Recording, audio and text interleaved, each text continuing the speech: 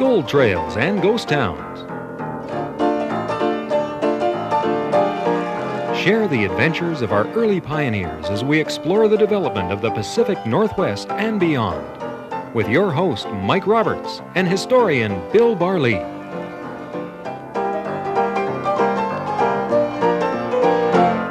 Welcome to Gold Trails and Ghost Towns. I'm Mike Roberts. With me, Bill Barlee, our storyteller, raconteur, prospector-type friend. Today, we're going to talk about the most famous woman in the gold rush days. Would that be the best way to describe her? I think so. We're talking about Klondike Kate Rockwell, who was, I think, compared to all the other people who came out of that fascinating part of western North America, the Yukon district, was by far and away the most well-known individual. So what we have to know is the Klondike, 1898, of course. Well, 96, actually, the rush started in. Yeah. 96, 97, a few people were in Dawson. They were engaging in this type of diggings, and this shows an old shot of Gold Bottom, Mike. What is Gold Bottom? Well, Gold Bottom is one of the creeks where Henderson really first made the discovery, which led to the discoveries in Bonanza and so on. And this shows the type of diggings they had in the early days, shallow diggings with the miners able to handle with a pick and shovel, and the gold was really quite staggering. Yeah. And then you have an early view of Dawson. This is probably... These are two little kids sitting on that log. They're children, so that everybody went to Dawson. Oh, sure they did. Sure they did. But mostly men, men. Few women, but mostly men.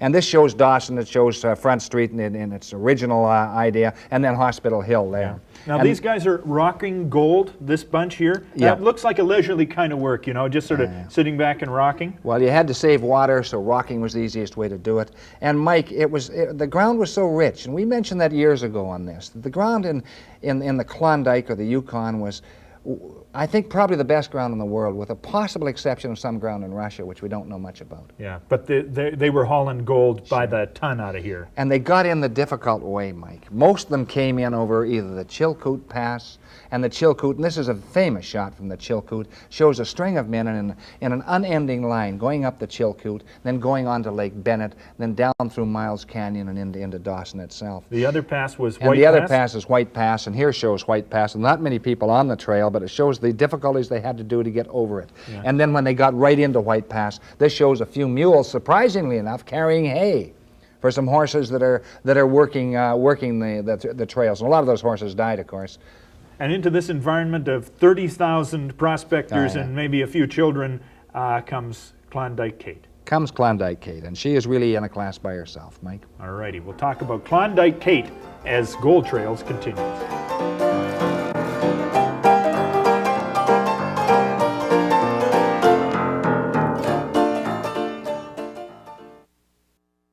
Welcome back to Gold Trails and Ghost Towns. We're talking about the Klondike today. We're talking about the most famous woman in the Klondike, Klondike Kate. But before we do that, I mean, this era, this place generated nothing but persons who were bigger than life. Oh yeah, you had Whitewater Bill Gates. There's an example, you know, a wild man of the Yukon. Had been a stern-wheeler captain at one time, was a high-stakes gambler, made and lost a number of fortunes, followed by the direct opposite, Silent Sam Bonifield, who had the Bank Saloon. High-stakes gambler, eventually blew his brains out, yeah. Now, he actually had, you've been trying to get an artifact of his. Yeah, he had... Maybe that's bad for me to bring this up. The price just went up. Yeah, it did go up. He had $100 poker chips made out of ivory and carved, you know, individually. And I can probably get one from an old friend of mine in Victoria. He has two. But the price, as the thanks, Mike, has probably gone up. And but there are others. The Lion of the North was Sam Steele, the Northwest Mounted Police commander there. William Ogilvie, whom I think the Dominion government surveyor surveyed all the claims on the creeks, and the most honest man in the Yukon by far. Not much doubt about it. So you had all sorts of Lords of the Klondike. Big Alex McDonald, who made a multi-million-dollar fortune, died broke. So you had a lot of fascinating characters. Them and 29,995 more. Yeah. So where did Klondike Kate get her start? She obviously just didn't show up instantly. Well, that's true. She was born as Kathleen Rockwell, born in Kansas, and her mother, we don't know much about her original father. We really don't know. and there's not much revealed about it. But her mother marries a judge, a very, very famous judge in that Kansas territory. They come up to Spokane, which is the Inland Empire, and she has all the possibilities a young woman could want. She has a cook, and she has a governess, and there's a doorman, and she has everything. She has a private school. The silver spoon is lodged firmly in her mouth. Yeah, and she's very good looking for her age. Very headstrong, Mike. Kind of a blonde, gold, red hair, kind of a mix in there. Yeah. Violet eyes, they say. Whether or not that's true, I don't know. But something happens, of course. They're living in the lap of luxury. Her mother and her stepfather divorced, although he was very fond of Kathleen. But he's very, very generous in the settlement. The mother gets $65,000. She doesn't handle money well at all. She goes around the world on a tour, takes Kathleen with her. Kathleen falls in and out of love at 15 years old, which is not unusual at that age, I guess. And the mother comes back. Finally, she comes back. She's dead broke. Not a penny left. Now, $65,000 equates to about $2.5 million today. And only took a few months to get rid of it. So she doesn't handle money too well. She ends up in New York, in the garment district.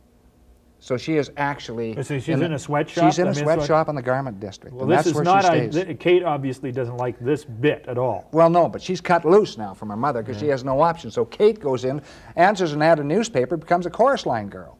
And that leads to a come-on girl. Now, don't confuse that. A come-on girl is a girl who simply dances with men, and she entices them to have a drink. And if they take a $5 bottle of wine, she gets a quarter of that. She would get $1.25.